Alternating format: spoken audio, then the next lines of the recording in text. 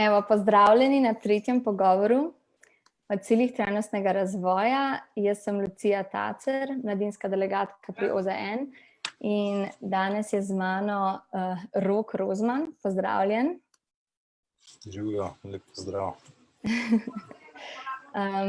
Govorila bova o 6. cilju trajnostnega razvoja, o čisti vodi in sanitarni ureditvi.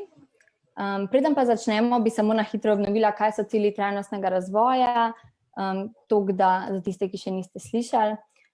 Cilji trajnostnega razvoja so sestavljeni iz 17 ciljev za razvoj, katerim so se zavezale države članice Organizacije združenih narodov. Med njimi je tudi Slovenija in njihov nek vsebinski smoter je to, da se zagotovi, da se danes lahko zadovoljujejo potrebe na našem planetu in s tem ne ogroža možnost prihodnjih generacij, da bojo lahko zadovoljevale svoje potrebe. Zdaj najem pogovor bo približno 45 minut. Če boste imeli kakšno vprašanje ali komentarje, lahko napišete po to objavo. Edino, kar prosim, kot ponavadi je, da vzdržujemo eno kulturo dialoga. Mislim pa, da sem zdaj poštudirala, kako to preverjati, tako da bomo vmes vsake toliko časa pogledala in če bojo kakšno vprašanja, bova v živo odgovorila. Tako. Zdaj pa greva kar na vsebino. Rok je aktivist, kajakaš, veslač, zelo aktiven, tako da ti bom kar prepustila, da se sam predstaviš, da ne bi jaz kaj izpustila. Ja, najprej živijo vsem še enkrat. Fajn, da smo se ujeli. Še z moje strani, sorry, da smo prestavili. Na 8 uro, to bom čist fair povedal, je bilo zato, ker smo eno prijateljco peljali s padalom na tandem in je bil pač danes super vreme, pa prišla iz Anglije za to pa rojsten dan, tako da kjer jaz živim na nek trajnosten način, z nekim minimalnim odtisom ob Soči v Kobaridu, je tako, da ponavadi se bolj ne ravnamo po vremenu. Kar je kdaj malo težko, ker večina sveta se ravna po nekem fiksnemu planu in pol kdaj se to malo zaletava, ampak se mi zdi, da mogoče tudi to je ena od reči s trajnostjo. Če je sonce, počni reči, zakaj rabiš sonce, ker ga ni počni kaj drugega. Pa na koncu zmeraj dajo, zdaj smo se ujeli. Če v slučajen kaj povezava prekinjala, bom s računalnika malo levo desno hodil, ker nam kle slabo lovi, ampak bomo že izrekli. Je kar dober, zdajle ni problema. Cool. A bi tako čisto na kratko povedal malo, s čim se ukvarjaš danes? V bistvu, dostikrat me tako vprašajo, glede na to, na vso to zgodbo, za kva se ukvarjam s tem, kar se ukvarjam. Ukvarjam se pa s tem, da skušam po najboljših močeh pomagati domačinom, v bistvu po celem svetu, ni mi lih mar, kje se ne omejujem geografsko, ampak pač zato, ker prihajam z teh krajev Slovenije, pa se počutim doma na celem balkanskem polotoku, pa razumem jezik. Pa vem, koliko lepa narava je tam, pa koliko so te ljudje pa narodi že nastradali, sem se odločil, da pač večino fokusa svojega časa, pa ne vem, vsega, kar imam na razpolago, vložim v to, da pomagam domačinom na Balkanu pri zaščiti rek. Ne vem, če veste, trudimo se, da bila ta informacija že precej vse povsod, ampak je še zmeraj jasno, da ni, ampak hočejo narediti 3000 novih jezov na Balkanu, Slovenijo vred, se pravi med Slovenijo in Grčijo. Bi radi zajezili še tiste zadnje reke v Evropi, ki niso zajezene. Evropa ima več kot 1 milijon jezov pa pregrad.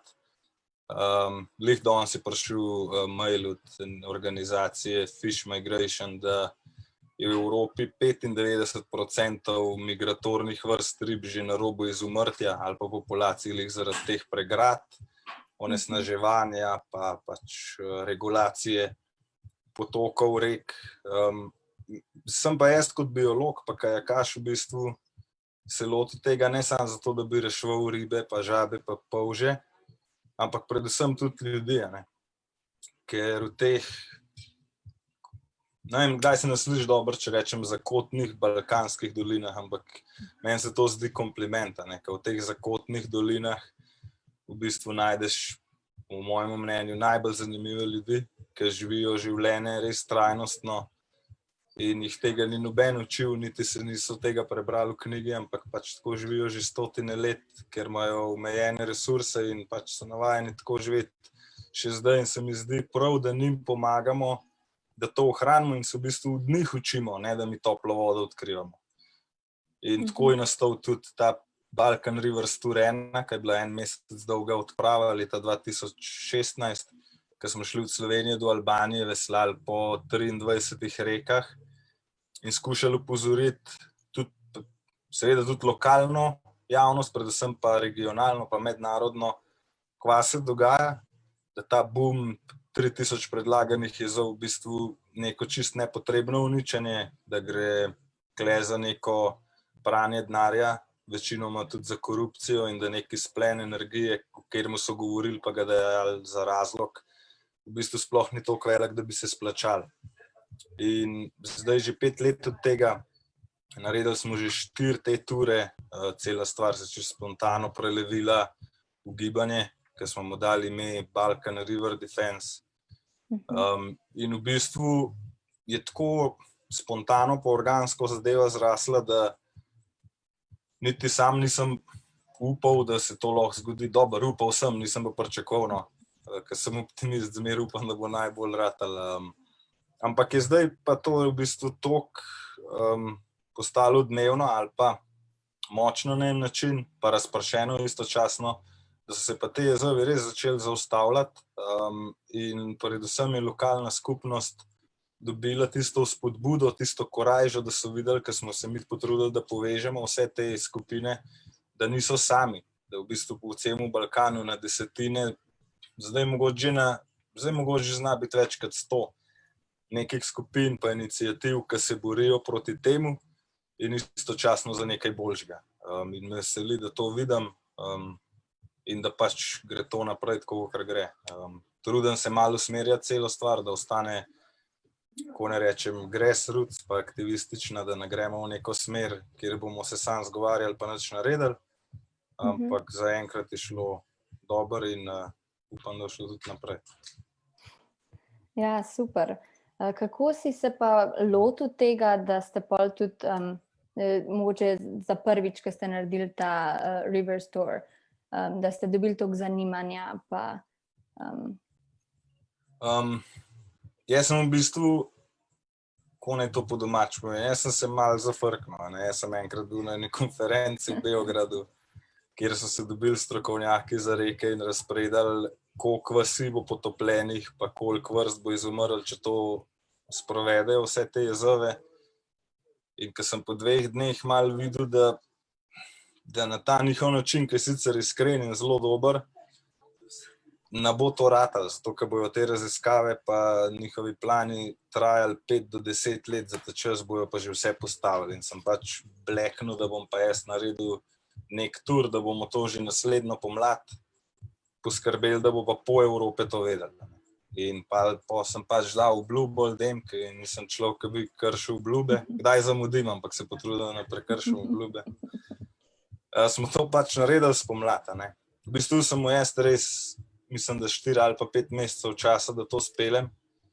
Bilo je ful težko kot prvo zato, ker nisem mu niti ljudi, da bi šli z mano, niti nisem mu sredstvo, ker vsem to potegne za sabo, najem avtomobila, 1 mesec si na pot, moraš načeš se, moraš nekaj jesti, nek spat.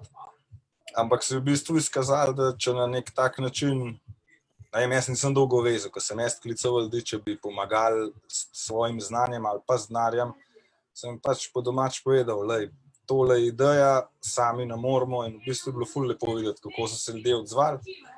In na koncu smo imeli ekipo, ki če mu 10 let časa ne bi toliko dobre ekipe z bobnom skupaj. Tako da kdaj boljš, če se ti mudi, pa če je vse na horuk, pol v bistvu več šanse daš neki spontanosti, pa pridejo zraven ljudje, ki jim je to res kul, ne pridejo zato, da bojo skozi to prepoznavni, da bojo zaslužili, ker so imeli vsi izgubo s tem. Ampak je v bistvu, uspel in mi smo pač mislili narediti to ta tur, Na koncu je zdaj to že čisto vsakoletna akcija. Šel sem pa v ta koncept, da bi mi s kajaki šli okoli zaradi tega, ker sem študiral biologijo, pa vem, kako gre, ker ti rešuješ podvrsto enega polžka, ki je velik 1 milimeter, roko na srce, to ne zanima nobenega.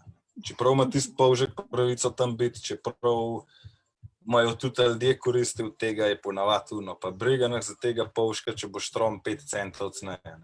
Sem rekel, lej, če bomo pa mi vleteli tja s pisanimi kajaki, pa se bomo še čez kakšen slab vrgel, da bo to zanimiv, bodo pa prišle televizije in ko bodo prišle, bomo pa mi pač stopili stran, pa dali besedo domačinom, tem pastirjem, ki bi jim potopili polja in jim skozi to dali šanso, da končno povejo, kar imajo zapovedati, ker so jih prej zelo grdo nazaj držali.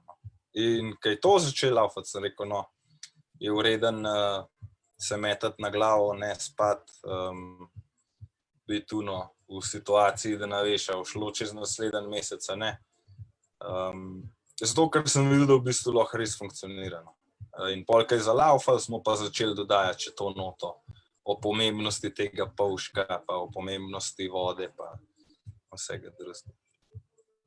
Zanimivo je, kako moraš preoblikovati mogoče za začetek, da pridobiš zanimanje. Ja. Iz kje pa izvira ta tvoja ljubezen in zanimanje za vodo? Pa mogoče si imel na poti kakšne pomembne mentorje ali kaj takega? Ljubezen do vode po moje čisto od malega. Se po moje ima vsakrat vodo. Ker dojenčka daš v vodo, se sicer najprej dere, pa pogrunta, da ni nič takega, pa vsi čufotajo. In če nam to ne zbijajo ven starši ali pa neka družba, mislim, da bomo to vsi vsep. In jaz sem pač tako, kot večina otrok v unih časih za Savo skakal s traktorsko gumo, pa se vozil, pa še danes ne vem, kako da se nismo vsi skupaj potopili, glede na to, kar smo počeli. On pa fotor vzel parkrat sabo na ribolov, ki je v bistvu še en tak bolj intimen stik z reko, ki greš zgodaj zjutraj ali pa pozno zvečer, pa niti ni v bistvu jeti tiste ribe, pač tam stojiš pa opazuješ reko. In to me je potegnilo, to se spomnim, ker sem bil res mulc, 4-5 let star. Pol pa ja, čez leta to skozi kajakaštvo, pa pač šport, bil sem en čas profesionalen športnik in itak uporabljaš telo ful in iti na reko, pač migati, pa še potvati z meni pač nekaj najlepšega. In pol, ko pa pač potuješ po svetu v iskanju teh najbolj posebnih rek, pa vidiš, kako jih uničujejo eno za drugo, ne zato, da bi, ne vem, lahko mi živeli, ampak zato, da bojo oni, ki imajo že zdaj, da ne rečem preveč vsega, imeli še več, se pa v tebi nekaj zgane. Pa rečeš, a bom zdaj tisti sebičen človek, ki se bo pač vozil po teh rekah, pa ki jo bojo zajezili, boš rekel, jebi ga, bom pa šel na drugo. Pač nisem tak človek, sem rekel, pomagal bom ustaviti to, kjer se le da. In tako je pač prišlo do tega. Malo se je povezalo vse skupaj. To sem te želela vprašati glede jezov, ker govoriš veliko o njih, ampak mogoče za kakšne, ki pa ne poznajo to tematiko tako dobro, še vedno razumejo to kot neke vrste zelena energija, kakor razumem iz tvojih izjav, verjameš, da ni, tako da bi nam lahko razložil, zakaj recimo pride do tega miskoncepta. Ja, to je v bistvu ta glavni problem, ki ga imam jaz ali pa naša druščina, ki se s tem daje. Če bi mi rešvali pande ali pa ježke, mislim, da bi šlo precej lažje, da ne bi že zdavnaj rešili s to energijo pa zagnanostjo, zato ker se vsak lahko poistoveti s pando pa z ježkama. Pa reki, že zelo malo ljudi v današnjih časih zares pozna reko, ki pa omeniš še jez, pa vsak pa pač prvo konotacijo čakamo. Vse jez je pa najboljši način pridobivanja elektrike. Učili so nas tudi mene v srednji šoli, pa še pol celo na faksu kdaj, da je to super, da pač je to najboljša reč, ki smo jo trenutno sposobni in pač dajmo to početi. Če rabimo zmer več elektrike, bomo naredili zmer več jezov. Na kar sem pa pač začel dobesedno s prve roke videti, kva pa naredijo te jezovi, pa pol še skozi študij dojel, skozi neke raziskave, da pa v bistvu je to čisto neka zgrešena percepcija in pol začel to razlagati ljudem. In si želim, da bi to lahko razložil v 2 minutah, ampak nažalost delno ne znam, delno pa ne morem. Zakaj jaz ni zelena energija? Najprej zato, ker v bistvu z reke naredi jezera. Ne? Se pravi, je nek habitat totalno spremenil, ker je ustavil tok reke, kar je bistvo reke. Če ni več toka, ni več reke. In v tem jezeru takoj naraste temperatura, s tem je pa nivo kisika manjši.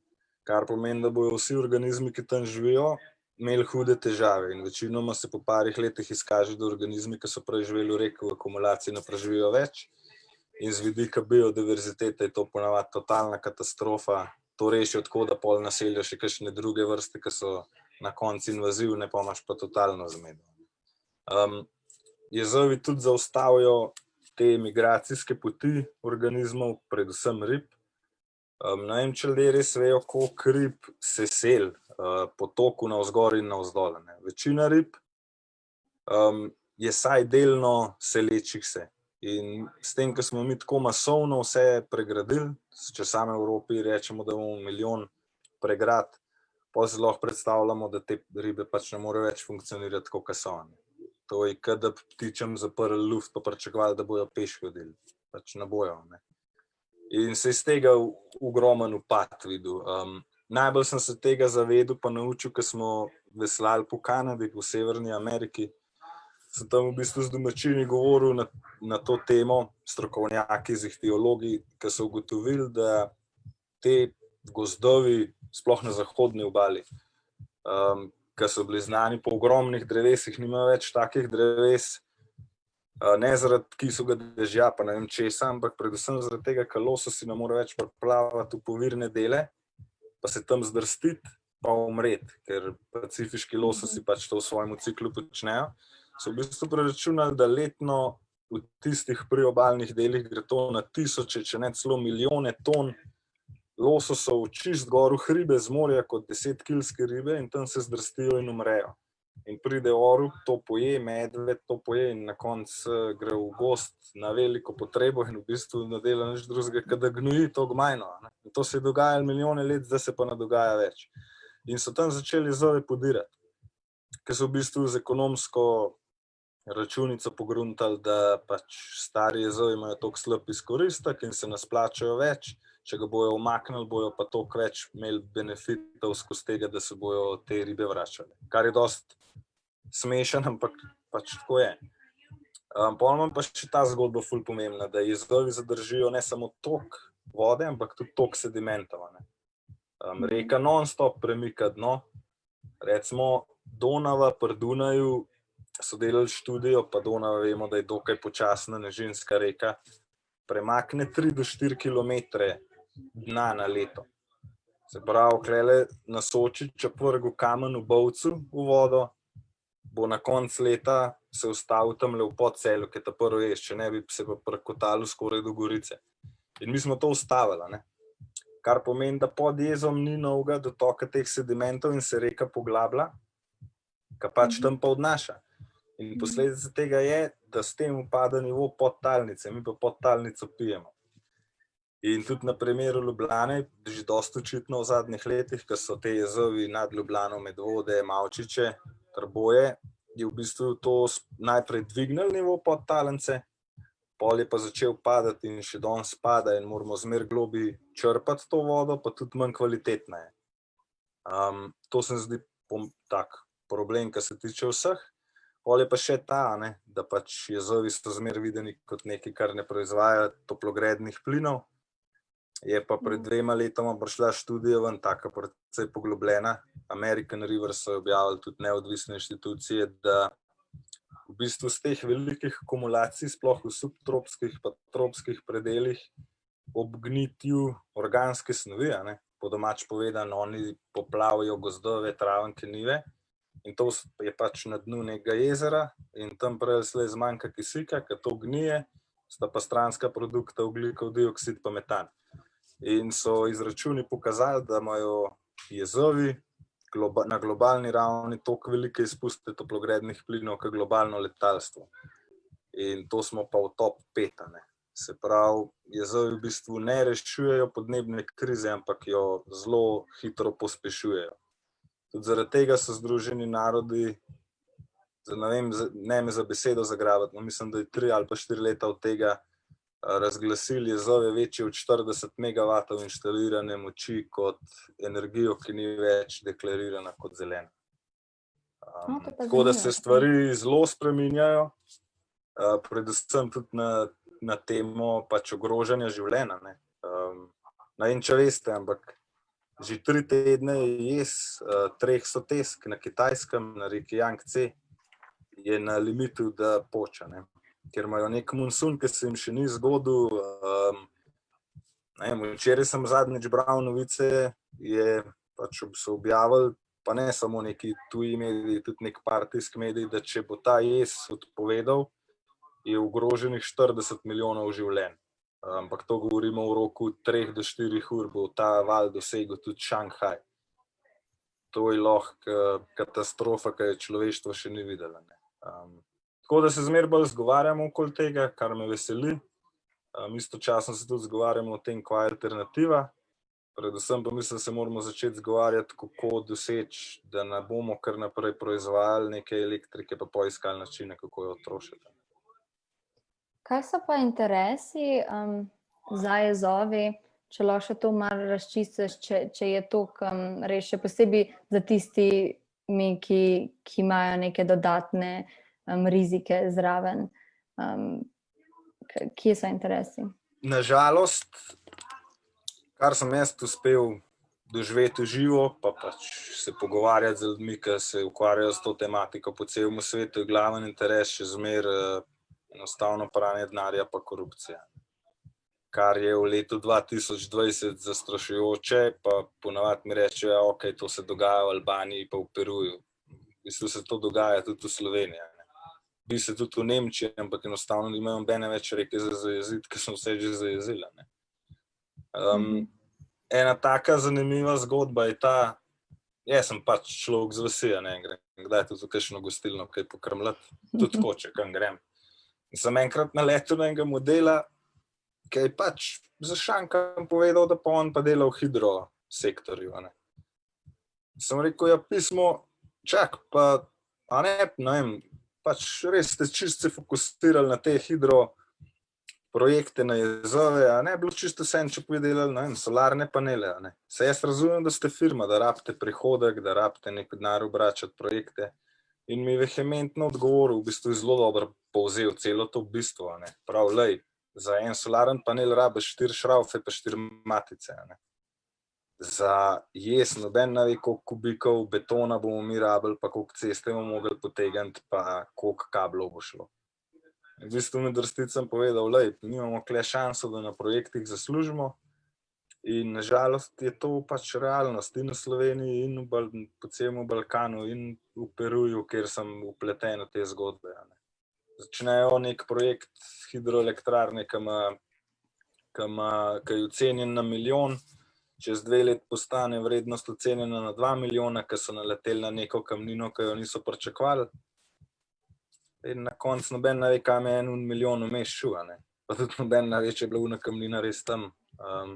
In to videti tako v živo, to se trga srce, ker to zalijejo dolino, lepo dolino, domačini, ki so tam živeli 15 generacij, morajo iti stran, ponavadi na silo, ponavadi je kle tako, tudi precej agresije, sem videl tudi že zlomljene roke, pa kaj drugega. Zato, da bo en zaslužil po nepotrebnem uničil nekaj, to se meni zdi ful narobe. Kar je pa postalo očitno še zdaj v zadnjih letih je pa to, kar je mogoče tudi fajn, ker je vaša tema pitna voda, danes, je pa, da v bistvu s temi jezovi v smislu projekta mora investitor najprej pridobiti koncesijo za uporabljanje vodnega vira. In te koncesije se ponavadi med 10 pa 30 let zakupaš uporabo vodnega vira in ti ne moreš priti tamle na eno rečico, ki ima pitno vodo, pa reči, sem pa jaz to kupil, da bom mu to vodo. Ker ti to noben ne bo prodal, tudi medijski linč bo tak, da je to v štartu konc. In enostavno kupujejo tuje multinacionalke, ki so zdaj vpletene v te neke hidrofirme in kupujejo koncesije, predvsem Bosna pa Albanija sta znane za to, da tam postavijo malo hidroelektrarno. En tak primer, konkreten primer je Sana v Bosni in Hercegovini, kjer so postavili malo hidroelektrarno tik pod izvirom, kjer teče 10 kubikov pitne vode na sekundo. Avstrijska firma, kljub 5 letom protestom, kljub tem, da so jim dokazali, da so kršili vso možno dokumentacijo, so to postavili. Jaz sem šel zadevo pogledati po enem letu, odkar je bilo dokončana, ja, tisto je bilo zapuščeno, ne. Zakaj bi firma vrgla milijon v nekaj, s česar ne služi?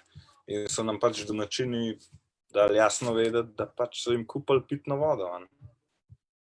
Čez 5 let bojo pa lahko tam postavili polnilnico vode in domačini bojo mogli plačati vodo, ki jim dobesedno teče pod bajto.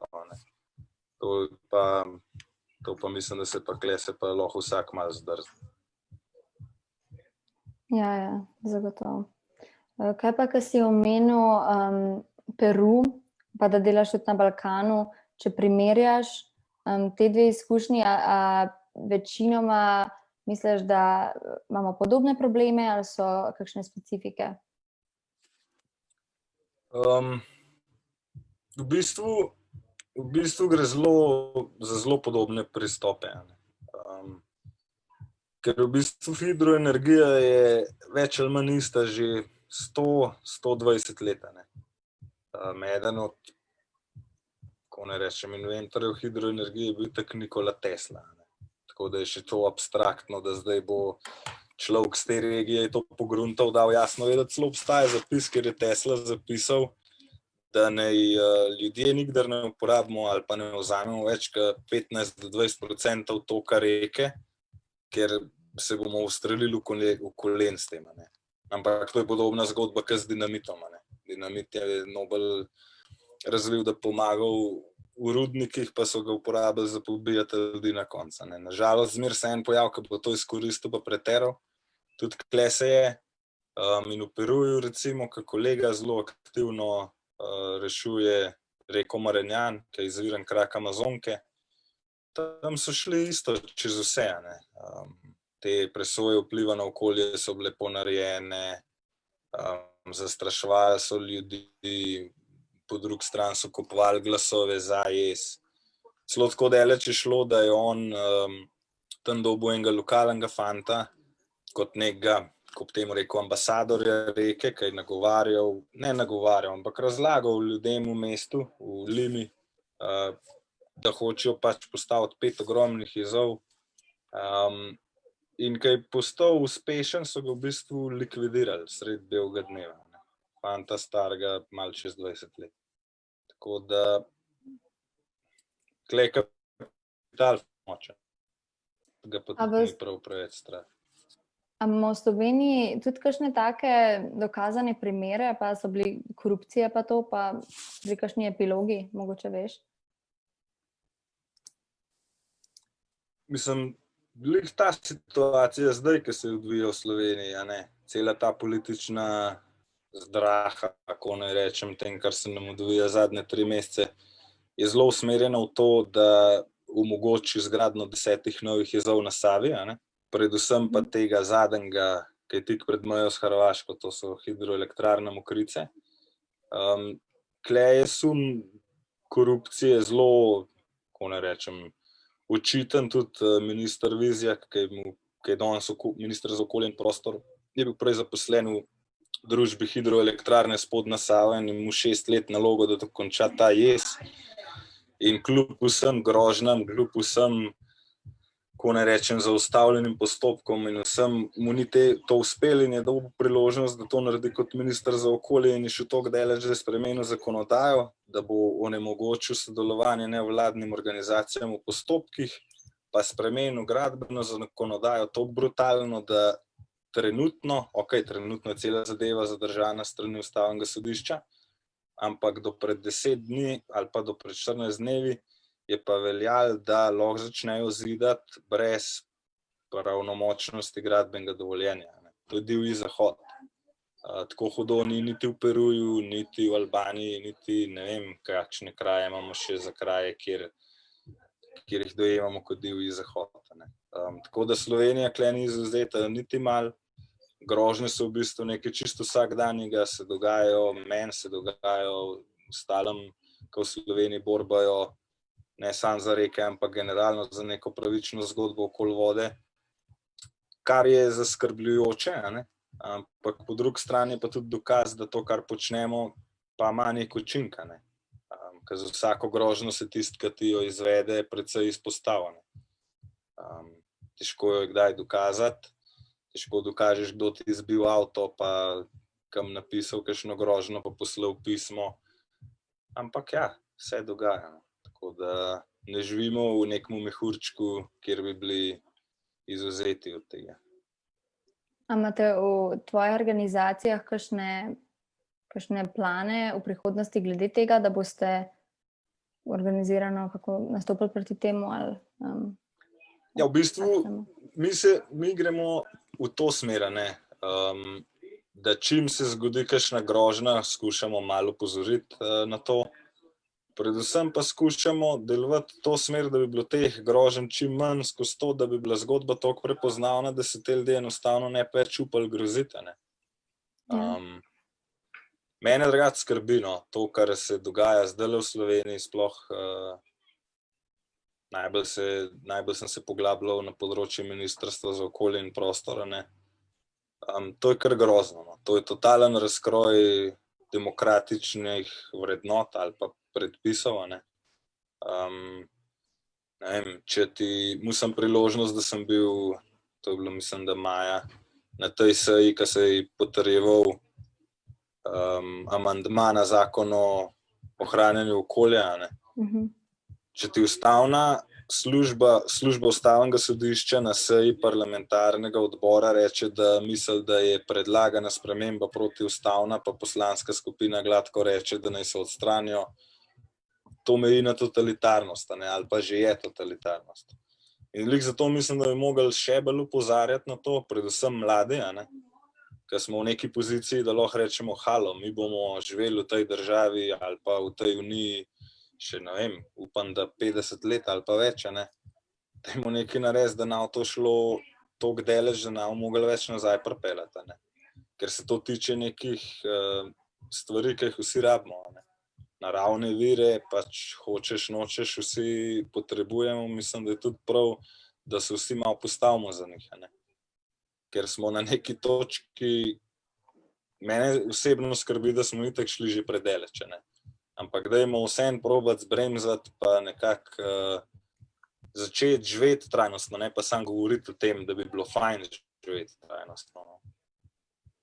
Ja, se strinjam. Upam, da bo tudi ta pogovor koga vzpodbudil, da začne delati na tem področju, ampak vsekakor več, ko govorimo o tem, po moje lahko samo boljš iz vidika zaveščenosti pa potencialne aktivnosti tudi mladih. Kaj pa, če potem si že omenil alternative jezovom, da še malo spregovoriva o tem področju, kako ti vidiš potem zeleno energijo, kam bi se mogli usmerjati, kam bi mogla država, unija investirati?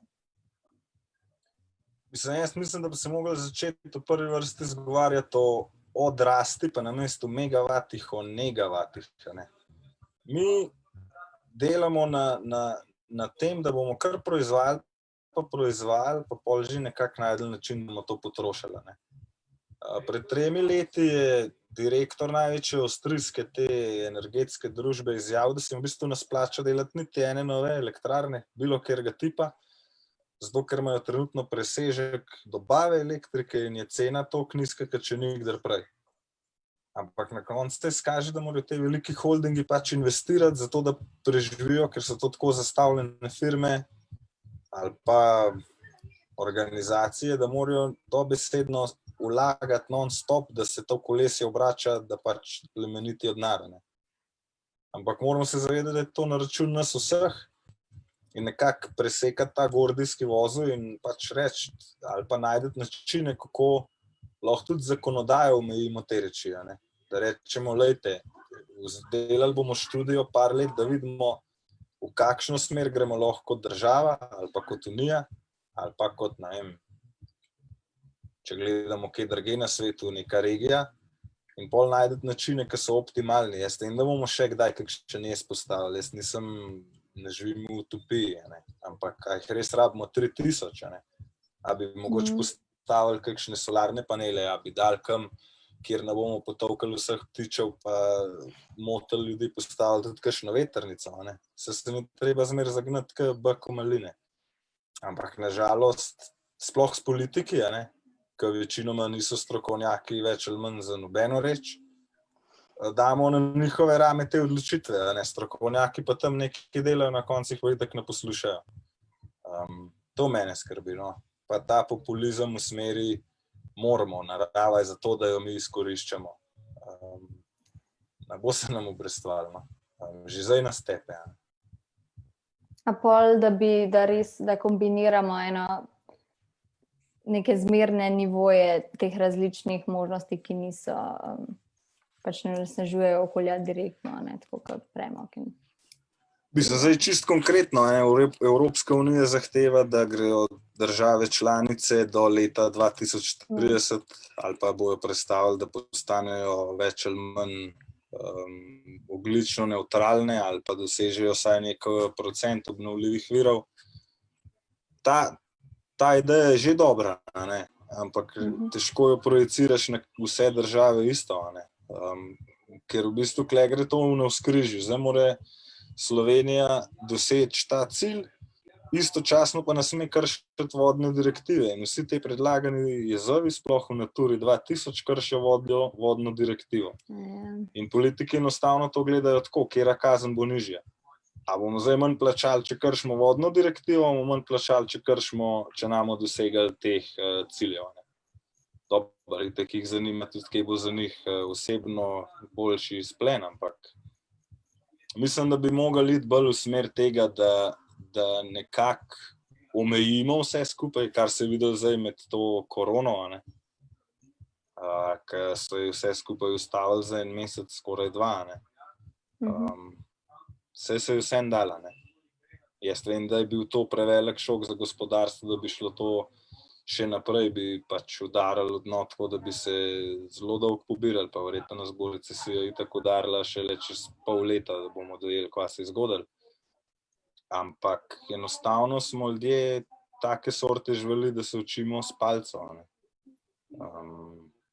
Mislim, da bi se mogli naučiti kaj iz tega, no, kar se je dogajalo to pomlad, pa namesto, da bi se zagnali, tako kot smo se zdaj nazaj v to, da bomo pa zdaj še več proizvajali, pa še več potovali, pa še več ne vem kva, da bi se majčkeno nazaj potegnili pa rekli, pa lej, dajmo vse, mogoče ne na pol, ampak dajmo pa za tretjino zmanjšati vse te neke naše potrebe, ki v bistvu niso nujne.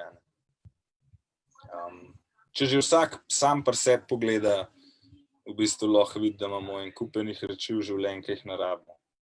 Jaz imam krasno šanso s tem, da živim v Prekolca, ne. Prekolca ima kvadratov, ne vem, koliko je, 4x niti 2 metra, ki se ne morem stegniti, ne, zares. Pa malo predprostora, ne, tja ne moreš natlačiti neke prav veliko robe. In v bistvu ugotoviš, da rabiš unih 10 majic, ja, jaz rabim 2 kajaka, pa dal pa palco, ampak ja, se jih ne rabim 10. Tudi ne rabim iti 3x na let ne vem kam z avionom, če grem lahko tule z biciklom po Sloveniji. In v bistvu spoznaš, da se ženemo nekam ven iskat nekaj, kar itak tam ne najdemo, ne. Imamo pa lih to tule pred nosom. In če malo začneš v to smer tako dojemati life v splošnem, je v bistvu smešno lahko, ne. Prav smešno lahko je. Sam šanso moramo dati, da bomo to videli, pa prepričati še kakšnega vodilnega politika, da bo to videl. Zato jih jaz skozi vabim na kakšen rafting, pa kam, ampak A se odzovejo? Preveč uspešen. Par smo jih peljali, vsem, ki so šli, jim je bilo všeč, no. Ja, se verjamem. Jaz verjamem, da se težko odločiš ti v neki stvari, če jo ne poznaš, ne. Tam klikati na uno glasovalno napravico kot poslanci je dokaj enostavno. Če ti veš, da bo to spremenilo življenje enemu tako drastično, da pač ne bo več živ na koncu, najbrž ne boš tega narediti. Če pa tega ne veš, pa to vehementno izvedeš, pa naslednji dan že v drugi stvari glasuješ. Ja.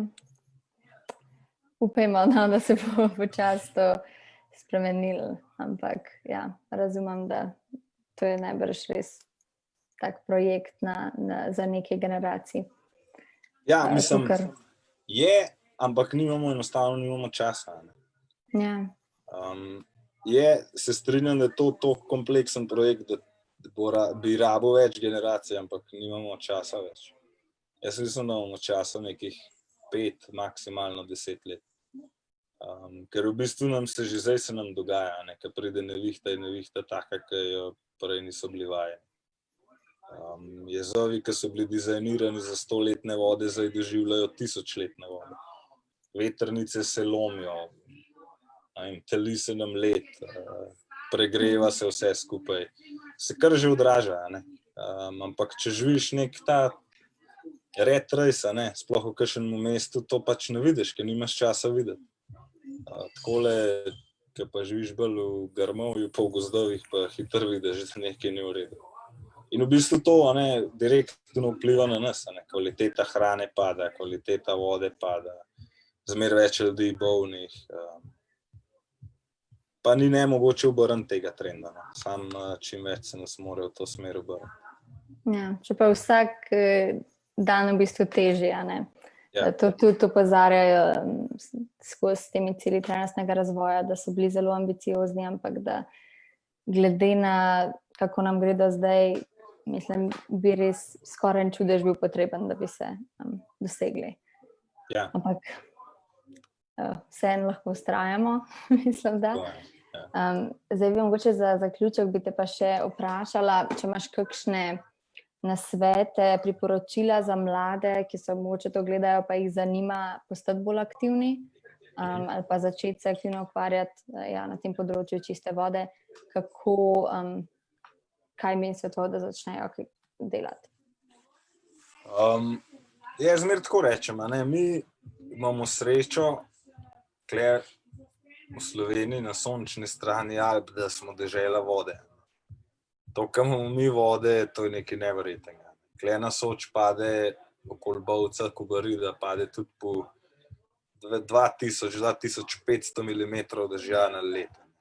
To je plus kraški svet, ki gre to vse pod zemljo, to je neverjetno, ampak smo s tako nepremišljenim konceptom ravnanja z vodo prišli že toliko daleč, da nam kdaj vode manjka ali pa kvaliteta toliko slaba, da jo enostavno ne bi smeli piti.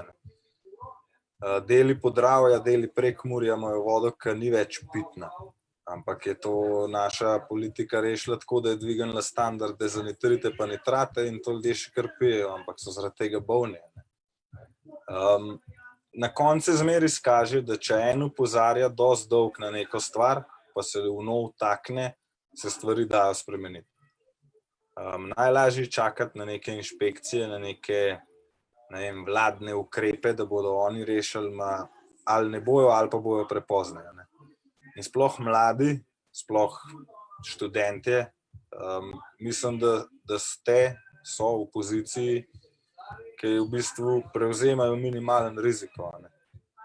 Kot študent v bistvu precej lažje riskiraš, kakor pa nek odrasel z družino, ali pa še s kreditom za povrh. Zato v bistvu se mi zdi fajn povabiti študente, pa vse mlade v splošnem, da se lotijo nekaj takega, ne samo zaradi tega, ker je to prav, pa zaradi tega, ker smo mi dobili pitno vodo od naših zanamcev, pa lepe gozdove, pa bi bilo fair, da jih pustimo. Dobili smo jih od naših prednikov, pa bi bilo fajn pustiti zanamcem. Ampak tudi zato, ker je to fajn, ne? To je v bistvu ful fajn početje. Ker se lotiš nekaj takega, itak je fajn nekaj početi, če pa to še konstruktivno, pa kreativno, pa nekaj takega, ki ti, ne vem, omogoči, da spoznaš res cool ljudi, da vidiš fajn place, pa da ti da nek zatoščenje, ki vidiš, da se enemu pomagal, pa magar mu če radu, je to res fajn, ne? Zato, ker pa je tudi žur 10-krat boljši, ne? Lahko greš v petek na žur, zato, ker pač petek, lahko pa narediš žur takrat, ko ti je nekaj ratalo, bo ziher 100-krat boljši ta žur. In jaz se še kar držim tega, čeprav nisem študent že precej leta, ne? In me veseli, da se mladi upogumljajo, ne? Samo mlade in mladi za podnebno pravičnost in mladi, ki fajtajo za pravice ljudi, za pravice narave. Pa tudi imajo v bistvu neko platformo, ki jim lahko pomaga. Univerze so dostikrat celo vesele, če se lotijo sami nekih projektov, pa jim pomagajo. Tako da vsi pogoji so izpolnjeni, sam treba se še urad brcati pa narediti. Edino to opažam pri mladih, da so v toliko drugačnem okolju, kot sem bil mogoče jaz, da se ful lotevajo stvari z en kup planiranja. Ideja obstaja, pa je dobra, jaz bi rad pomagal, ne vem, zavarovati ta gozd, ki ga bojo požagali, zato da ga bojo, ne vem, pokurili. Zdaj pa rabim en let časa, da splaniram vse korake, da preštudiram vse možne scenarije in ta let ponavadi traja 2 let, ko se pa glih odloči, da bi kaj naredil, pa pogledajo gozd, pa ga ni več. Kdaj je bolj na horuk to narediti, pa sprot najdeti neke rešitve, zato je enostavno to predvsej bolj naravno. Mi smo ljudje, smo bitja, ki živimo v sedanjosti, čeprav mislimo, da smo bolj, kot ne v prihodnosti. In ko začneš bolj skozi to reagirati, se stvari sicer res na en zdaj točen kako odvijajo, ampak se ponavadi odvijajo tako, da jih lahko zelo dobro uporabiš. Tako da po moje bolj na horuk, bolj na hoj ladri, pa skozi to uporabiti znanje, povezave, pa neko strast. Pa bo. Torej pa spraviti se v akcijo, če ti je nekaj, se ti zdi pomembno. Tako. Ja. Hvala, Robert. Najbolj pomembno od vsega, ker če se ne... Hvala, ker si vzel čas. Mislim, da si zelo dober pa zanimivo predstavil, s čim se ukvarjaš, zakaj je pomembno, da se borimo za čisto vodo, tudi v Sloveniji. Tako da, razen če imaš še kakšne zadnje besede za gledalce. Mislim, da ni prav preveč treba modrovati. Lahko sam še enkrat rečem, da ne narediti prvega koraka, ampak naredite prvi skok, da sem vmesno morate premisliti, pa